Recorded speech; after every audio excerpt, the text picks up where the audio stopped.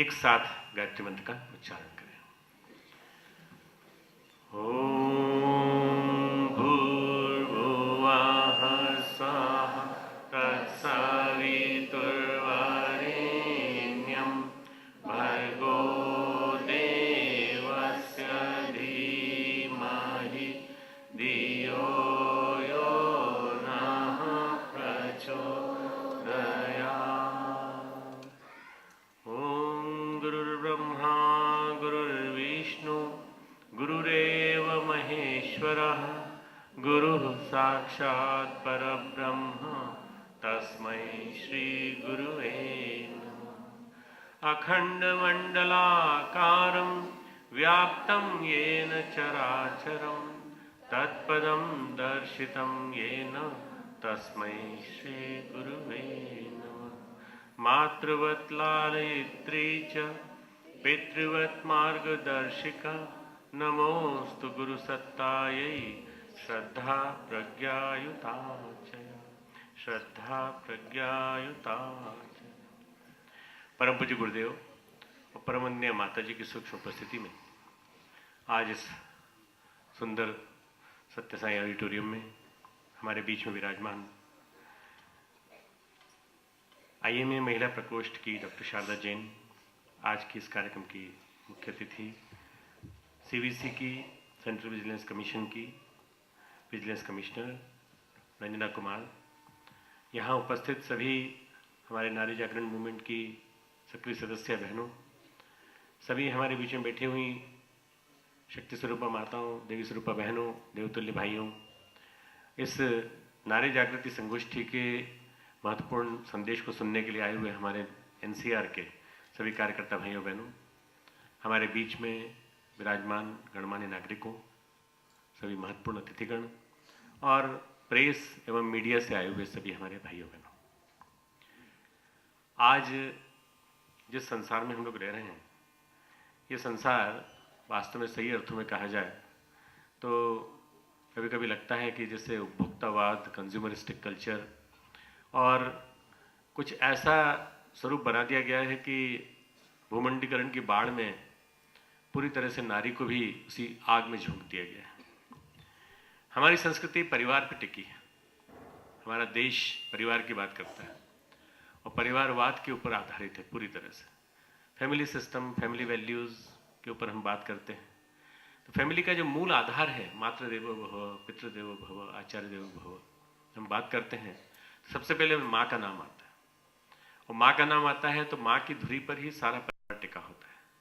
माँ ही घर में बच्चे को संभालती है, माँ ही बड़ा करती है, माँ ही वो आधार देती है जिसके आधार पर हम एक सशक्त समाज, एक ऐसी संस्था, सुसंस्कारित समाज संस्था के हम निर्माण की बात सोचते हैं।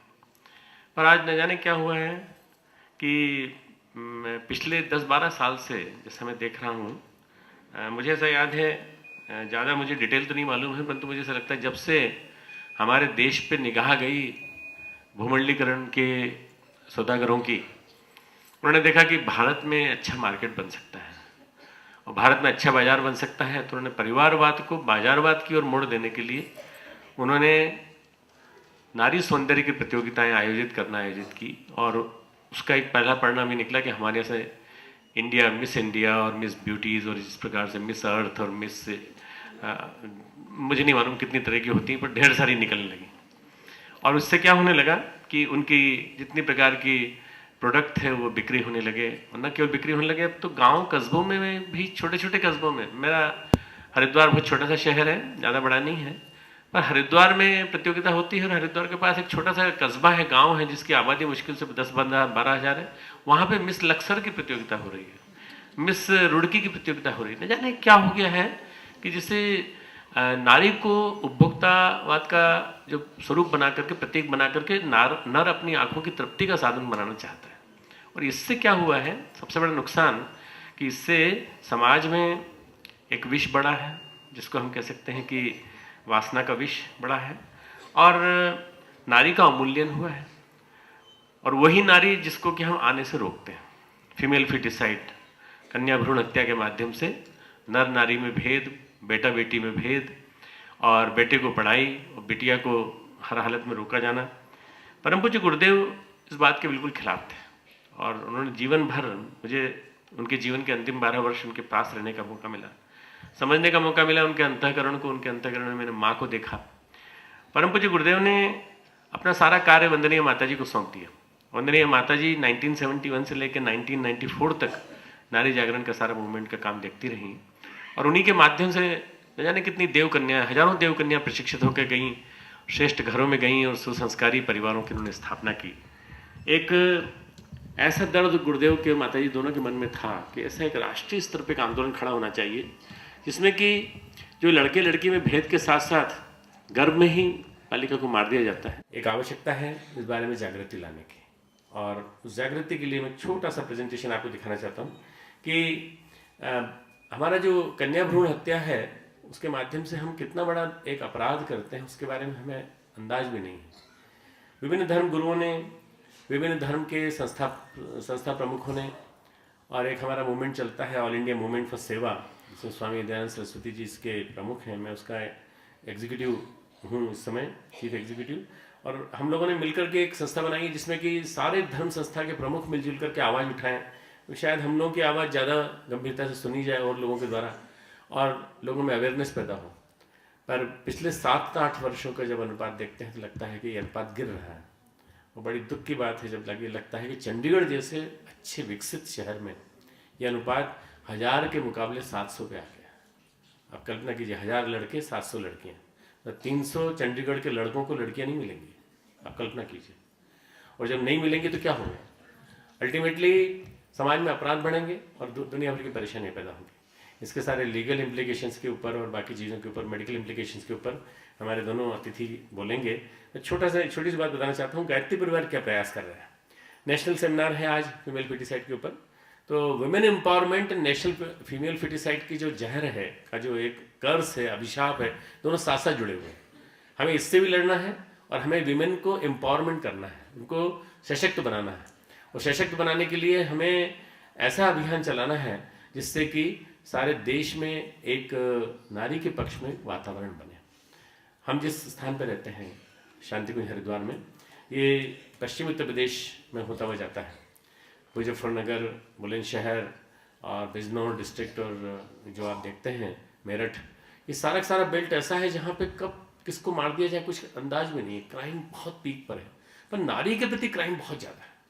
और नारी के प्रति क्राइम इतना ज़्यादा है कि वही नारी जिसे हम माँ के समान मानते हैं, बहन के समान मानते हैं, पत्नी के रूप में मानते हैं, पूज्य मानते हैं, और वही नारी इतने ज़्यादा प्रताड़ित स्थिति में जी रही है। और राजधानी के पास की स्थिति है, बाकी क्षेत्रों की कल्पना भी नहीं की जा सकती। इसलिए जब राजधानी के पास ये स्थिति है तो हमें एनसीआर में जागृति का शंख फूंकना पड़ेगा, और हरिद्वार से दिल्ली तक, और दिल्ली से फिर पूरे के पूरे देश के कोने कोने में ये जाना चाहिए, ये आवाज़ जानी चाहिए। और इसके लिए हमारे देश के विभिन्न संगठन काम कर रहे हैं। थोड़ी सी झलक दिखाता हूँ मैं आपको।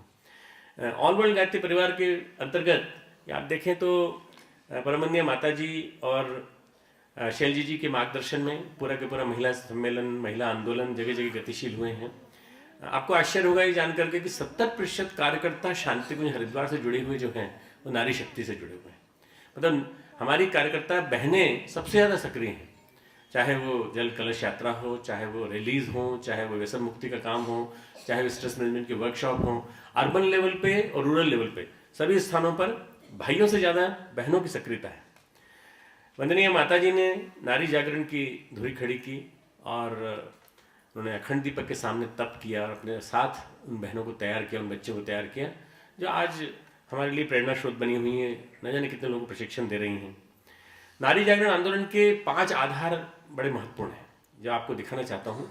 मानव समाज में न्याय को जीवंत रखने के लिए, अगर नारी समाप्त हो गई और नारी को अगर हमने गौण मान लिया, नारी को हमने सेकंड सिटीजन मान के नीचे कर दिया, और आप दोनों बहनें बैठी हैं, आप दोनों से मैं पूछता हूँ कि हमें सुप्रीम कोर्ट में हमारी कोई नारी जज क्यों नहीं है? दिल्ली हाई कोर्ट में एक हैं, जो मैंने एक वुमेन एम्पावरमेंट पे एक सेमिनार की थी, सुप्रीम कोर्ट के जजेस, उसमें करीब 5-6 जजेस इन्वाइटेड थे, सभी ने यही बोला कि डॉक्टर साहब कुछ ऐसा मूवमेंट खड़ा करिए जिससे कि नारी जजेस हमारे सुप्रीम कोर्ट में भी आए। तो वो हम लोग तो नहीं ला सकते, हम अवेयरनेस पैदा कर सकते हैं। जब जज वहाँ बैठेगी, सुप्रीम कोर्ट में बैठेंगी, तो वहाँ बैठ करके फिर पता लगेगा कि न्याय देने वाली नारी भी है, और जब वो न्याय देगी तो नारी को न्याय देगी वो। नारी को न्याय देगी और नर के साथ वो व्यवहार करेगी जो वास्तव में किया जाना चाहिए। तो मैं समझता हूँ कि मानव समाज में न्याय को जीवन रखने के लिए, परिवारों में शालीनता सुसंस्कारता उत्पन्न करने के लिए, समुन्नत भावी पीढ़ी के निर्माण के लिए, यदि हमारी भावी पीढ़ी उसी तरह से बन गई, एक जनवरी की अखंड ज्योति मैंने आर्टिकल लिखा है, ये कौन सा हिंदुस्तान है जो हमने बनाया है? कौन सा हिंदुस्तान है? जिस हिंदुस्तान में आप अंग्रेजी माध्यम में बात नहीं करें तो आप पिछड़े, जिस हिंदुस्तान में यदि आपको आज की दुनिया के रस्मों रिवाज नहीं आते, नाचना नहीं आता, आपको ढंग से सजना नहीं आता, तो आप बेकार हैं, बिल्कुल गए बीते हैं। ये कौन सा हिंदुस्तान है? इस हिंदुस्तान से दूर निकल करके हमें ऐसा हिंदुस्तान खड़ा करना पड़ेगा जो वास्तव में सही हिंदुस्तान है। एक एयरलाइन है, जिस एयरलाइन में ट्रेवल करते समय एक हिंदी का पत्रकार हिंदी का न्यूज़पेपर मांग बैठता है और उससे कह दिया जाता है कि हिंदी का न्यूज़पेपर नहीं है, और वो भी इंग्लिश में कहा जाता है कि हिंदी का newspaper, we don't have Hindi newspaper. ठीक है, इतना कहने के बाद उसको उतार दिया जाता है पत्रकार को, ये कह के कि he was misbehaving with our air hostess. आप कल्पना कीजिए, ये वो हिंदुस्तान है जिस हिंदुस्तान में मैकाले ने कहा था अगर आज इंग्लिश को इंट्रोड्यूस कर दिया तो यहाँ पर पूरी तरह से हमारा अधिकार होगा। यहाँ भावी पीढ़ी का निर्माण कैसे होगा? अंग्रेजी माध्यम में पढ़ना शान माना जाता है। अंग्रेजी माध्यम में यदि आप नहीं पढ़े हैं तो आप आईटी वर्ल्ड में नहीं जा सकते, कॉल सेंटर में नहीं जा सकते, आप इसमें नहीं जा सकते। दुनिया भर की हमारे साथ जो मानसिकताएं जुड़ी हुई हैं उसमें नारी जागरण आंदोलन के माध्यम से हमें सबसे पहली बात सोचनी पड़ेगी संस्कारों को देने की बात, सर्वतोमुखी आर्थिक प्रगति का पथ प्रशस्त करने की बात। नारी को सुरक्षित बनाने के लिए हमें जरूरी है कि उसको हम आर्थिक आधार पर मजबूत बनाएं, और ढेर सारे सेल्फ हेल्प ग्रुप, ढेर सारे प्रोजेक्ट हमें खड़े करने पड़ेंगे। आज जो एक सबसे महत्वपूर्ण बात है, पदार्थवाद और बुद्धिवाद के समानांतर संवेदनाओं का एक संतुलन बनाने की जरूरत है। जो वैज्ञानिकता जहाँ बढ़ती है, जहाँ मटेरियलिज्म बढ़ता है, वहाँ हमें संवेदनावाद स्थापित करना पड़ेगा। संवेदना यानी स्पिरिचुअलिटी, अध्यात्म। तो वैज्ञानिक अध्यात्मवाद की जब तक स्थापना नहीं होगी, वैज्ञानिक अध्यात्मवाद को जन जन के बीच में लोकप्रिय नहीं किया जाएगा, तो विज्ञान हमारे लिए शोषक बन जाएगा, हम विज्ञान हमें नष्ट करता चला जाएगा। एकता, समता, ममता, शुचिता पे आधारित समाज खड़ा करने के लिए, एकता यानी यूनिटी, समता यानी इक्वलिटी, ममता यानी म्यूचुअल अफेक्शन, और शुचिता यानी पायसनेस। तो शुचिता की यदि हम बात करें तो पर्सनल लेवल पे, व्यक्तिगत लेवल पे, ममता पारिवारिक स्तर पर, समता सामाजिक स्तर पर, और एकता राष्ट्रीय स्तर पर। यदि ये एक स्थापित हो जाती है तो समाज हमारा मजबूत बनेगा। नारी जागरण आंदोलन के 5 आधार हम लोगों ने बनाए हैं। जो कन्या भ्रूण हत्या है वो आज का सबसे ज्वलंत इश्यू है, सबसे ज़्यादा बर्निंग अगर इश्यू अगर देख लें तो यही वाला है, और इसमें कई लोगों का हाथ होता है। माँ चाहती हैं, सास चाहती है, दादी चाहती हैं, और सबसे ज़्यादा जरूरी क्या है कि घर में वंश चलेगा तो बेटे से ही चलेगा। ये एक जो भ्रामक मान्यताएं हैं जो एक तरह से हमारे मन मस्तिष्क में जड़ जमा के बैठ गई हैं, इनको निकालने के लिए एक मास मूवमेंट हमें स्टार्ट करना पड़ेगा। 50 million females are missing from our country due to female foeticide in last 20 years. पिछले 20 वर्षों में 5 करोड़ नारी शक्ति का हत्या कर दी गई, और जहाँ ये हत्या होगी वहाँ उनकी हत्या की आपको लगता है कि वो उनकी जो आत्माएं हैं वो विक्षुब्ध स्थिति में जी रही होंगी, और सारी विक्षुब्ध स्थिति में जीने वाली आत्माओं की उनमें से एक की मैं करुण पुकार आपको सुनाऊंगा। 274 girls die in Punjab every day before they are born. आप कल्पना कीजिए, एवरी डे। आप आज भी अगर देखना चाहें तो अनुपात बढ़ ही रहा है, कम नहीं हो रहा है। 275 लड़कियों को बिना पैदा हुए मार दिया जाता है।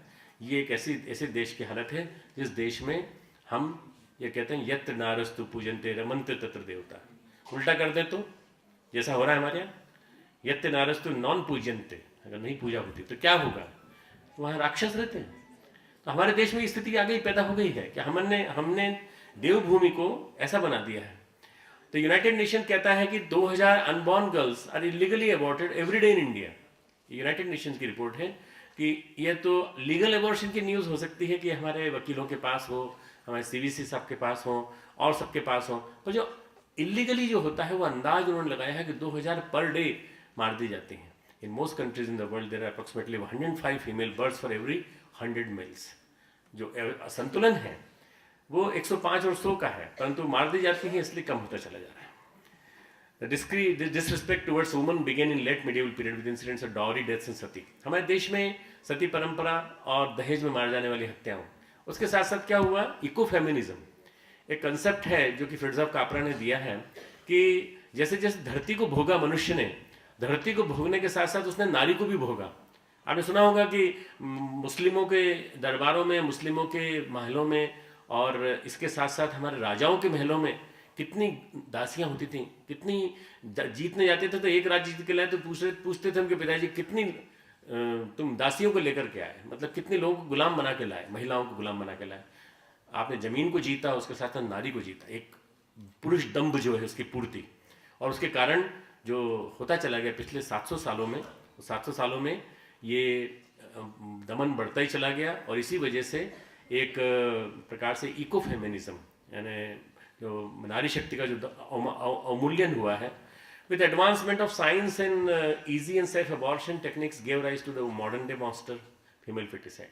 आप सबको मालूम है, आप चाहे कितना ही बैन लगा लीजिए पर हमारे डॉक्टर्स को ये कहने से नहीं रोक सकते, अल्ट्रासाउंड करने वाले डॉक्टर्स को ये कहने से नहीं रोक सकते जय माता की। वो कहता है जय माता की मतलब ये है कि लड़की आने वाली है, और जय श्री कृष्ण कुछ ऐसा कुछ है नाम, शायद कुछ ऐसा बोलते हैं जिससे कि लड़का आने वाला है। अब ये वो डॉक्टर ये नहीं सोचता कि वो जो संदेश दे रहा है वो गलत दे रहा है।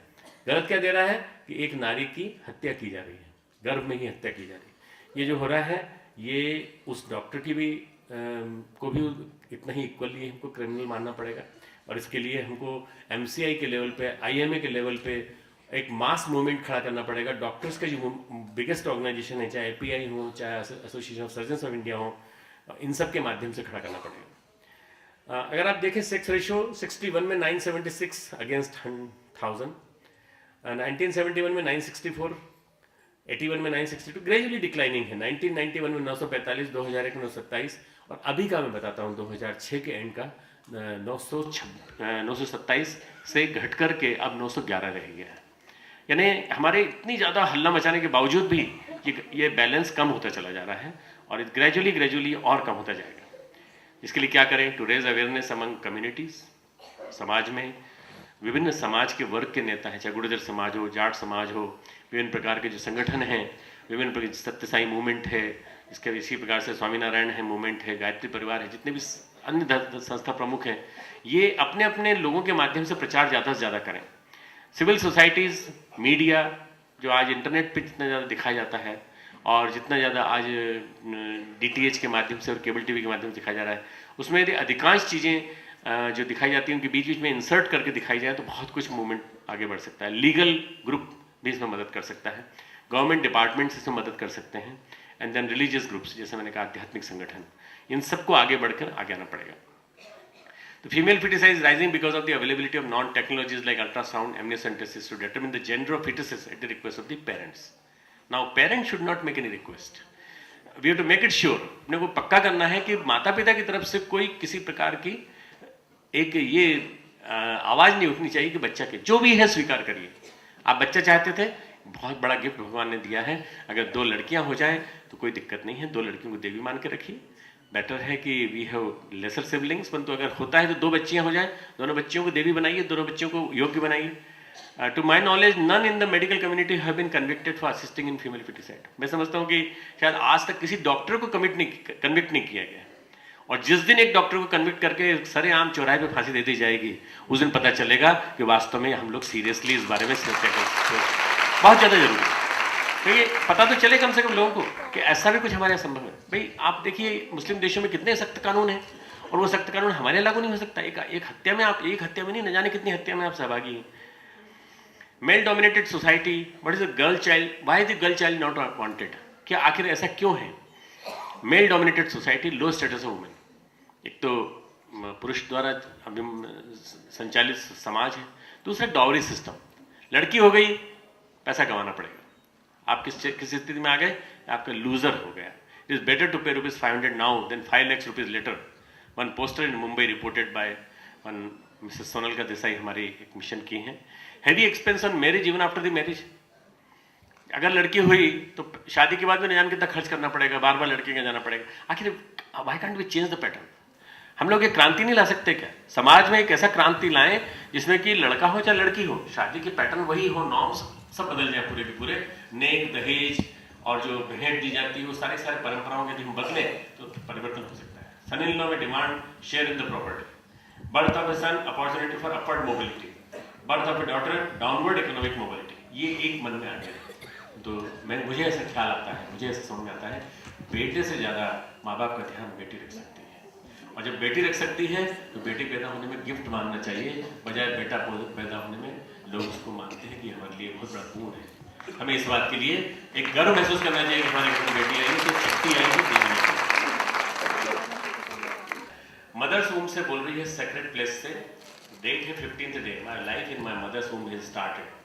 6 to 10 weeks I was growing day by day. My each and every body part was taking shape. 15 weeks, the uncle who did the sonography told the mama, मेरी मदर को उन्होंने बताया सोनोग्राफी करने वाले ने कि मैं 100% बेबी गर्ल हूँ, 100% मैं लड़की होने वाली हूँ। 16 वीक के बाद मेरे parents, specially my mother, killed me. Heaven में जाने के बाद mama, before committing any sins I was sent to heaven, thanks a lot. In heaven only 2 questions were troubling me. Mama, who pressurized you to kill me? Pressure दिया मुझे मारने के लिए, या तुमने खुद मारा मुझे? Were not you and doctor aunty who killed me both girls, then why? तुम दोनों ने मिलकर के नहीं मुझे नहीं मारा? क्वेश्चन आगे है। I am curious and waiting for your answer. मैं बहुत प्रतीक्षा कर रही हूँ और इंतजार कर रही हूँ mamma, in heaven, and I have filed a case against you. मैंने एक केस फाइल कर दिया आपके अगेंस्ट, स्वर्ग में बैठे बैठे। And God himself has given the judgement of my case and ordered that you and Dr. Aunty and the uncle who did sonography will be punished and will be sent to hell after the death. ये भगवान ने punishment दिया है कि ये आपको और doctor aunty को, सोनोग्राफी करने वाले डॉक्टर साहब को, तीनों को भेजा जाएगा। Sorry mama, please forgive me, मुझे माफ कर दीजिए। और मम्मा, मैं एक केस वापस ले लूंगी अगर आप एक बार कह दो कि यू लव मी, आप मुझे प्यार करते हैं। बस आपने मुझे प्यार नहीं किया इसलिए आपने मुझे मारा, बिकॉज आई लव यू मम्मा, क्योंकि मैं आपसे प्यार करती हूँ। Love you, love you. हम इसकी पुकार को समझने की कोशिश करें, इसके पीछे छिपी संवेदना को समझने की कोशिश करें। Nobody is allowed to advertise, do pre-birth sex determination or do abortion for purpose of female feticide। तो हमारे यहाँ कानून से क्या होता है? दिल्ली में कानून है कि आप सरेआम स्मोकिंग नहीं कर सकते। आप देखिए कितने लोग स्मोकिंग करते दिखाई पड़ते। आप किसी को स्यू कर सकते हैं? नहीं कर सकते। तो कानून बनाने से, कानून को इम्प्लीमेंट करने के लिए आपको बहुत ज़्यादा एक मास अवेयरनेस पैदा करना पड़ेगी। Rapid alteration of the gender demographic pattern हुआ है, will tilt the crucial balance heavily in favour of the male subjugated society, females calming effect on the society, male dominated society wilder and more prone to belligerence, it will stop। कई लोग तो गायब हो गए दृश्य से। ये सारा का सारा चीज जो है ये कभी समाप्त नहीं होगी यदि हमने इसको नहीं रोका। Social consequences of female feticide, initial figure shows sex ratios are still declining as female feticide is becoming more widespread across the country. It is likely to be worse in the next census in 2011। 2011 में next census होने जा रहा है 2001 के बाद, और तब हमें पता चलेगा कि वास्तव में बैलेंस और ज़्यादा बिगड़ गया है। इससे पहले कि हालत बिगड़े हमें सुधारना पड़ेगा। हमारे गुरुदेव की जन्म शताब्दी है 2011-2012 में, हम वसंत पंचमी से वसंत पंचमी तक करेंगे।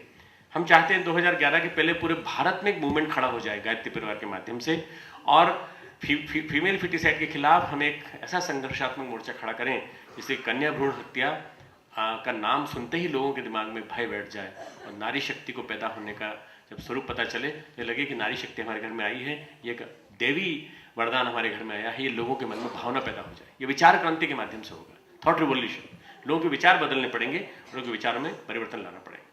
Increasing female feticide in India would spark a demographic crisis where fewer women in society will result in a rise in sexual violence and child abuse as well as wife sharing। आपको मालूम नहीं है child abuse कितना ज़्यादा बढ़ता चला जा रहा है, और वाइफ स्वैपिंग, वाइफ शेयरिंग जैसी बातें पैदा हो रही हैं समाज में। कुछ गायत्री परिवार ने एफर्ट किए हैं, आप कुछ देख सकते हैं। आप किसी को जीवन नहीं दे सकते तो फिर आपको किसी का जीवन लेने क्या अधिकार है? ये कुछ हमारे पोस्टर्स बने हैं, इनको आप देखें।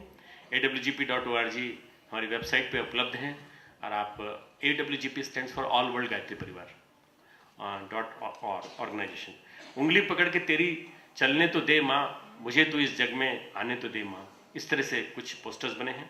ये अवेलेबल हैं गृह निर्माण योजना मथुरा तपोभूमि से, और ये AWGP पे ऑर्डर भी किए जा सकते हैं, आप ले सकते हैं और उनको जगह जगह लगा सकते हैं। पुत्र या पुत्री एक समान, समझदार माँ बाप की यही पहचान। स्त्री भ्रूण हत्या है एक महापाप, सामाजिक जीवन बनेगा एक अभिशाप। लड़की को गर्भ में ही मार देने का किसी को क्या है अधिकार, मुझे माँ के ही गर्भ में क्यों मार रहे हो, केवल इसलिए कि मैं लड़की हूँ।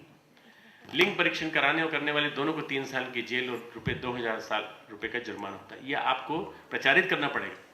बेटा हमारा बेटा शादी करे तब तक, बेटी हमारी बेटी हम जिए जब तक, ये एक जो सबको बताना पड़ेगा, वास्तविकता है कि हमें एम्पावर करना पड़ेगा।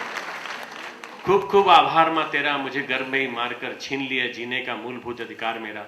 खूब खूब आभार पिताजी आपका, मेरा पिंड बनने से पहले ही मेरा पिंडदान आपने मेरा कर दिया। ये चीज़ें हमें प्रचारित करनी पड़ेंगी, और लोगों को कहीं भी आप लिखें तो एक ये लेटर लिखें तो आप उसके साथ इसको लिख दीजिए, या आप कहीं कोई ईमेल करें तो इस हमारे वाक्य को डाउनलोड करके उसको नीचे दे दीजिए, प्रचारित होगा। It should reach everybody. स्त्री भ्रूण हत्या के कारण बेटियों की संख्या कम हो रही है। हर 1000 लड़कियों से लड़कियों का प्रमाण जो है, स्पेशली हिमाचल, चंडीगढ़, हरियाणा, पंजाब, इस इलाके में बहुत ज़्यादा हो रहा है। अब तो माँ का गर्भ भी सुरक्षित नहीं रहा, बचाओ बचाओ बचाओ। ये कुछ पोस्टर्स हैं, जिन पोस्टर से आप समझ सकते हैं कि किस तरह से गर्भपात अर्थात सुनियोजित भ्रूण हत्या। मुझे जरा अपनी दुनिया में आने तो दे, घर की ज्योति को समाज की मशाल बनने तो दे, पीटी उषा, किरण बेदी या इंदिरा गांधी जैसे किसी को बनने तो दे। ये आप अगर देने का प्रयास करेंगे तो ये भी जरा लोगों को मोटिवेट करेगा। पर नारी को कोई आने दे तब ना, आने के पहले ही उसको मार दिया जाता है। Stop abortion, every 23 second a child is dying without seeing the light of the day, can you do something? ये भी आप फैलाइए। Stop female foeticide before there are no girls left. समाज हमारा बर्बर समाज न हो जाए, इसके पहले हम उसको रोकें। There is no other form of violence that is more painful, more inabhorrent, more shameful than female foeticide. स्त्री भ्रूण हत्या इससे ज़्यादा घातकी, दर्दनाक, घृणास्पद और शर्मनाक दूसरी कोई हत्या नहीं। सारे गुरुदेव के वाक्य हैं जो समय समय पर हम लोगों ने दिए हैं। कुछ एक्टिविटीज़ हैं गायत्री परिवार की, स्थान स्थान पर रैलीज निकलती हैं। ये बड़ौदा का प्रोग्राम है जहाँ बड़ौदा में लोगों ने रैलीज निकाली हैं, और स्थान स्थान पर इस तरह से बहनें हमारी निकालती हैं। ये आप जो देख रहे हैं महिला विकास ऑर्गेनाइजेशन, ये गवर्नमेंट ऑफ गुजरात की तरफ से सूरत में निकली है। फिर उसके बाद Geeta ben Gadhvi interview on TV channel वो भी दे रही हैं। फिर ये विभिन्न प्रकार के मूवमेंट्स जो हैं बॉम्बे में, मुंबई में, नवी मुंबई में और मुंबई में, सूरत में, इधर बहुत एक्टिव प्रचार प्रसार हो रहा है। जो ये आप देख रहे हैं उनको स्वावलंबी बनाने के लिए फोटो लेमिनेशन के प्रशिक्षण शांतिकुंज हरिद्वार में हमारे यहाँ नारी जागृति का सेल है पूरा, जिसमें से हमारी चारों बहनें आई हैं और अन्य बहनें देख रही हैं उस काम को। ये आदर्श विवाहों की परंपरा चले, जो बहुत लंबे समय तक अनमेरिड लड़कियां रहती हैं, उसका कारण ये है कि आदर्श विवाहों की परंपरा समाप्त हो गई, और हम लोग बैंक्वेट हॉल हायर नहीं कर पाते, या हम लोग वहाँ पर इतने पैसे नहीं कि हम शादी करें, तो लड़की बिना शादी के भी रहे तो कोई दिक्कत नहीं है। फिर क्या होगा कि बहुत सारी फिर पॉल्यूशंस पैदा हो जाएंगे, समाज में असंतुलन पैदा हो जाएगा। इसलिए आदर्श विवाहों को हमें बढ़ावा देना पड़ेगा। खर्चीली शादियाँ हमें दर्द बेईमान बनाती हैं, ये तथ्य है। इसके लिए प्रचार करना पड़ेगा, और हमें नारी शक्ति को उसका अधिकार दिला करके उसे अपने पैरों पर खड़ा करने योग्य बनाना पड़ेगा। कैंपेन अगेंस्ट इनडिसेंट एक्सपोजर, अर्थात अश्लीलता विरोधी अभियान। अश्लीलता विरोधी अभियान के लिए जहाँ जहाँ पोस्टर ऐसे लगे उनको जलाना और जला करके उनकी होली मनाना। असली होली इनकी मननी चाहिए, और हर महीने मननी चाहिए। अपन साल में एक बार मनाते हैं, हर महीने मनाइए। जहाँ जहाँ गंदे पोस्टर लगे उनको निकालिए। अगर आप चाहेंगे, क्या कभी आप चाहेंगे कि आपकी माँ, बहन या आपकी खुद की पत्नी की फोटो ऐसे लगे वहाँ पर? जब नहीं चाहते तो फिर उस फोटो को निकालिए और जलाइए।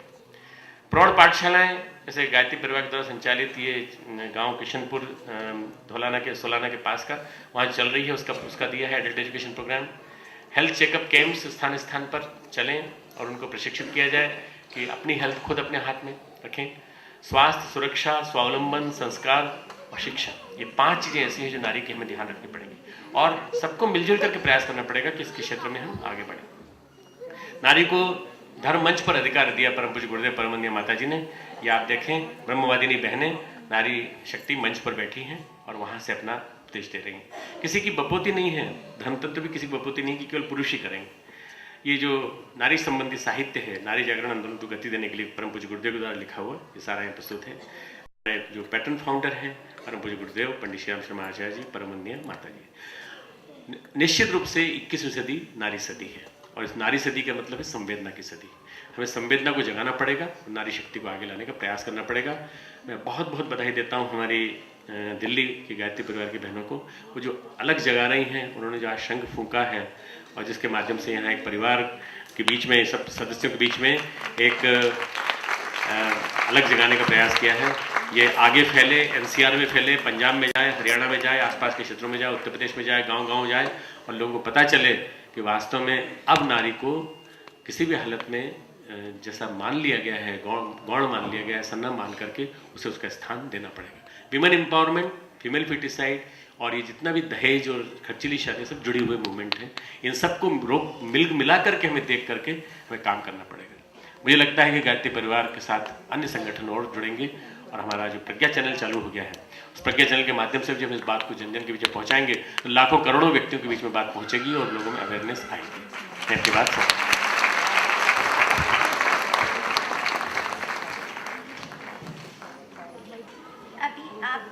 श्रद्धेय डॉक्टर साहब का ओजस्वी, संवेदनापूर्ण एवं प्राण भरा संबोधन सुना। हमारी विशिष्ट अतिथि श्रीमती रंजना कुमार जी को यहाँ आमंत्रित करना चाहूँगी। डॉक्टर पांड्या, डॉक्टर शारदा जैन, सभा में उपस्थित मेरे बहनों और भाइयों, सबसे पहले तो मैं नारी जागृत अभियान जो संस्था है उसकी बहुत ही प्रशंसा करना चाहती हूँ। उन्होंने एक बहुत ही आदर्श काम, एक बहुत ही कठिन काम की जिम्मेदारी ली है। और जैसे हमने सुना कि इसके बारे में विचार तो संस्था कई सालों से कर रही थी, लेकिन एक ऑफिशियल रूप इसका 2 साल पहले हुआ, इनका जन्म हुआ। लेकिन जो कुछ मैंने अब तक सुना, क्योंकि मेरी जानकारी संस्था से बस कुछ ही दिन पहले की है, कि मैं बहुत ही प्रशंसा करना चाहती हूँ कि पर्टिकुलरली जो वेबसाइट आज इन्होंने मतलब जिसका उद्घाटन डॉक्टर पांड्या ने किया और जिसके बारे में हमें संक्षेप में बताया। अक्सर संस्थाएं जो शुरू होती हैं वो वेबसाइट के हद तक काफ़ी समय लगा देती हैं, और ये वेबसाइट भी बहुत ही एक कॉम्प्रिहेंसिव, एक बड़ी अच्छी तरह से बताई गई है। और वेबसाइट के माध्यम से हमें ऐसा लगता है कि ये संस्था ने काफ़ी एक ढंग से एक प्लानिंग करते हुए आगे बढ़ रहे हैं, और इनको अपने ऊपर पूरा आत्मविश्वास है, ऐसा मुझे लगता है। और मैं कहूँगी कि ये आत्मविश्वास ही आधे से ज़्यादा जो सक्सेस होगी इनको, उसका एक चिन्ह है, और ये हमें समझना चाहिए। तो मैं उनके ऑर्गेनाइजर्स को बहुत बहुत बधाई दूंगी। देखिए, ये जो लड़की और लड़का में ये भेदभाव और ये समझना कि नारी कमज़ोर है और एक बोझ है, ये मुझे समझ में नहीं आ रहा है ये अब तक कैसे चला आ रहा है। इतने सालों से, कई युगों से भारत ने इतनी सारी नारियां समय समय पे आईं, पैदा हुईं, जिन्होंने बहुत ही खूबसूरती से अपने कई प्रकार की जिम्मेदारियां निभाईं और अपने आप को बिल्कुल एक सक्सेसफुल होके दिखाया। तो फिर अब तक क्यों चली आ रही है ये प्रथा? ये एक बड़ा ही सिंपल सा, एक साधारण सा विषय मुझे कभी कभी आता है दिमाग में, और क्यों हमको घड़ी घड़ी ये प्रूव करना पड़ेगा कि हम सही ढंग से मानसिकता से, शारीरिक ढंग से हम ठीक हैं, बिल्कुल हमारे पुरुषों के मतलब उन्हीं के बराबर में हर तरह से हैं। क्यों इस चीज़ को घड़ी घड़ी प्रूव करना पड़ेगा? क्यों हम बताया जाता है कि हम बोझ हैं? क्यों बताया जाता है हम कमज़ोर हैं? चलिए हम धार्मिक उस तरफ से शुरू करें कि क्योंकि हमारे घर में, हमारे देश में, हमारी संस्था में धर्म का बहुत ही अहम जगह है और होनी भी चाहिए। तो अगर हम धर्म के हिसाब से भी देखें तो जब रामचंद्र जी, जब उनको वनवास हुआ और जब सीता जी कहने लगी कि भाई मैं भी चलूँगी, तो उन्होंने रोका तो नहीं उनको नहीं लगा कि ये नारी कमज़ोर है और किस प्रकार से सहेगी, नहीं कि वनवास 14 साल का। उन्होंने कहा ठीक है तुम चलती हो तो चलो। उन्होंने क्यों चली वो देखिए। और फिर हमारे जितने भी यज्ञ हुए हैं, जितनी भी हमारी पूजाएं हुई हैं, जहाँ भी प्रकार की होती हैं, उसमें नारी का बहुत बड़ा हिस्सा होता है। उसके बगैर पूजा हो नहीं पाती, उसके पास यज्ञ हो नहीं सकता, उसके बगैर हवन हो नहीं सकता। और यूं भी कहा जाता है कि जब तक तुमने उसका कन्यादान नहीं किया हो, जब तक तुमने कन्यादान नहीं किया हो, तुमको मोक्ष प्राप्त नहीं होगा। तो मुझे ये समझ में नहीं आ रहा है तो क्या चीज़ क्यों ये अगर धार्मिक ढंग से देखें तो फिर ये कहाँ से बात आ जाती है? आप कन्यादान, जब तक आपकी बेटी नहीं होगी तो आप कन्यादान करेंगे कैसे, बताइए? अब यहाँ तक हो रहा है, एक प्रथा है जहाँ पे अगर अपनी लड़की नहीं हुई तो कहते हैं कि भाई हमारे कोई और रिश्तेदार की अगर 2 लड़कियां तो हमें करने दीजिए। अब ये भी देखिए, ऐसे भी लोग हैं जो इस चीज़ को मानते हैं। तो ये धार्मिक ढंग से बात हो गई। अब रहा मानसिक की बात कर लिए। अब आप देखिए, आज नहीं कई सालों से जब से एजुकेशन शिक्षा लड़कियों में और होने लगी, तो देख रहे हैं आप, कोई रिजल्ट देख लीजिए आप, 10th का देखिए, 12th का देखिए, अब IAS जो एक बहुत ही अहम परीक्षा मानी जाती है, उसमें देखिए कि कितना परसेंटेज औरतों का आ रहा है, कितना परसेंटेज लड़कियों का आ रहा है, कितनी खूबसूरती से वो मतलब अब कर रही हैं, काम कर रही हैं अपनी मेहनत से, अपने दिमाग से, और उनका परसेंटेज कहीं ज़्यादा हो रहा है। तो ये हमेशा ये परसेंटेज लाया जाता है, और इस परसेंटेज से आप देखिए हमेशा अखबार में आता है, और ये अच्छी बात, ये मालूम होती है आम लोगों को, देखो भाई कितनी तरक्की करी। दूरदर्शन में इस न्यूज़ को दिया जाता है। दूरदर्शन जो सारे ही भारत के कोने कोने गाँव में तक इसके ये न्यूज़ जाती है उनको। तो मानसिक ढंग से वो बात हो गई। अब जहाँ तक शारीरिक का सवाल है, तो आप देखिए जो पुलिस फोर्स है उसमें कितनी सारी महिलाएं आई हैं। पुलिस फोर्स में, आर्म्ड फोर्सेस में, हमारी जो आर्मी, नेवी, एयर फोर्स में कितनी सारी औरतें आई। और कुछ अर्सा पहले जो इतनी सारी प्राइवेट एयरलाइंस हमारी कंट्री में इस समय काम कर रही हैं, देखिए आप एयर इंडिया, इंडियन एयरलाइंस के अलावा जो प्राइवेट है, उसमें पायलट्स कितने सारी औरतें, महिलाएं आ रही हैं। हम कहते हैं कि हमारी परसेंटेज ऑफ पॉपुलेशन अभी तक 65 to 70% हमारे गांव में रहती हैं, विलेजेस में रहते हैं लोग। लेकिन दुख का कारण है कि ये वहाँ पे हम कुछ हद तक चलिए मान भी लें, क्योंकि वहाँ पे इतनी एजुकेशन, शिक्षा उतनी ज़्यादा नहीं हुई, हालांकि बढ़ रही है दिन ब दिन, लेकिन उतनी ज़्यादा। लेकिन समस्या का कारण ये शहरों का है। मैं आपको बताती हूँ, ये सबसे ज़्यादा प्रॉब्लम जो है हमारे शहरों में है। गाँव में इतने सारे डॉक्टर्स अबॉर्शंस नहीं कर रहे हैं। गाँव में अब तक दाई का रिवाज है, और दाई भी करती होगी, लेकिन जितने भी अबॉर्शन क्लिनिक्स, और विच इज़ वेरी करेक्ट जो बता रहे थे डॉक्टर पांड्या, जो वो सब शहरों की बातें हो रही हैं, वो एजुकेटेड लोगों की बातें हो रही हैं। तो ये चीज़ हमें समझनी चाहिए। हाँ, ये प्रॉब्लम कहाँ है, और उस वजह से ये सॉल्व भी नहीं हो रही है, इसका हम समाधान नहीं कर पा रहे हैं। मुझको कभी कभी ऐसा लगता है, देखिए ये मैं समझती हूँ अपने, कि कहीं ये पुरुषों में कुछ फियर कॉम्प्लेक्स तो नहीं है कि ये औरत जब पढ़ लिख लेगी पढ़ लेगी और लिख लेगी, और उसको अब मेरे सामने हाथ नहीं फैलाना पड़ेगा, मेरे सामने हाथ नहीं फैलाना पड़ेगा, तो ये कुछ की कुछ हो जाएगी। ऐसा क्यों सोचते हैं?